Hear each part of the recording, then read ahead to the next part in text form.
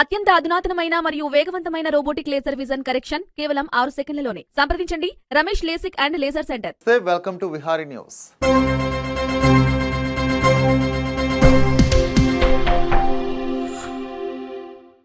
ఇటీవల మాజీ ముఖ్యమంత్రి కేసీఆర్ పై ఘాటు విమర్శలు చేసిన ముఖ్యమంత్రి రేవంత్ రెడ్డిపై సర్వత్రా విమర్శలు చెలరేగుతున్నాయి. బీఆర్ఎస్ నాయకులు ఆయనపై మాటల దాడికి దిగుతూ నిప్పులు చెరుగుతున్నారు. ఈ నేపథ్యంలో తాజాగా బీఆర్ఎస్ సీనియర్ నాయకుడు చెన్నూరు మాజీ శాసనసభ్యుడు బాల్క సుమన్ రేవంత్ రెడ్డిపై రెచ్చిపోయారు. ఘాటు విమర్శలు చేశారు.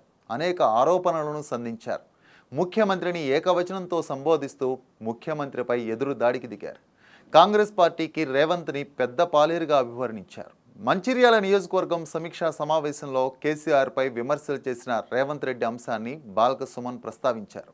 ఎన్నో ఏళ్లపాటు పోరాడి ప్రత్యేక తెలంగాణ రాష్ట్రాన్ని సాధించిన కేసీఆర్ను రేవంత్ రెడ్డి రండగా చెప్పడాన్ని తప్పుబట్టారు.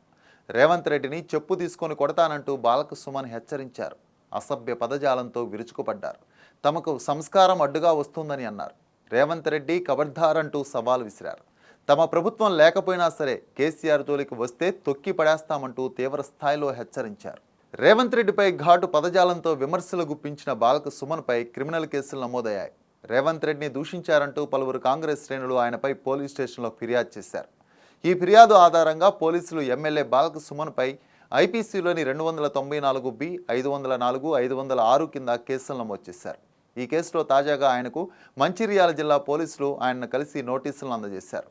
విచారణకు హాజరు కావాలంటూ ఆదేశించారు. ఈ విషయాన్ని బాల్క సుమన్ తన అధికారిక ఎక్స్ అకౌంట్లో ఈ సమాచారాన్ని పోస్ట్ చేశారు. ప్రభుత్వం తనపై అక్రమంగా కేసులను నమోదు చేసిందని ఆరోపించారు. ప్రత్యేక రాష్ట్ర ఉద్యమంలో ఎన్నో కేసులను ఎదుర్కొన్నామని, మరోసారి ఉద్యమ బాట పట్టబోతున్నామని అన్నారు.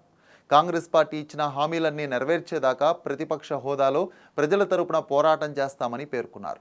బాల్క సుమన్పై కేసులు నమోదైన నేపథ్యంలో గత కొద్ది రోజులుగా బాల్క సుమన్ పరారీలో ఉన్నట్లు సోషల్ మీడియాలో వార్తలు వస్తున్న క్రమంలో ఆయన మంచిర్యాలలో కేసులపై స్పందించడం పట్ల ఆ వార్తలకు తెరపడింది. ఓ ప్రజాస్వామ్యం నడించాలి, మన జీవితాలు బాగుపడాలని చెప్పంటే ఆరోగ్యకరమైన చర్చ, ఆలోచన పెంచే చర్చ కావాలి. అలాంటి చర్చను చేపడుతున్నారు Vihari news. Subscribe to Vihari news.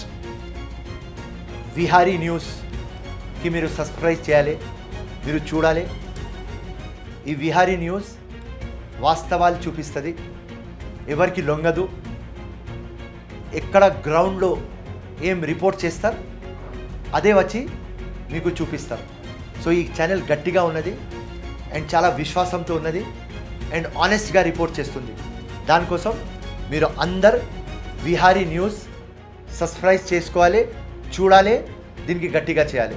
జై హింద్, ధన్యవాదాలు.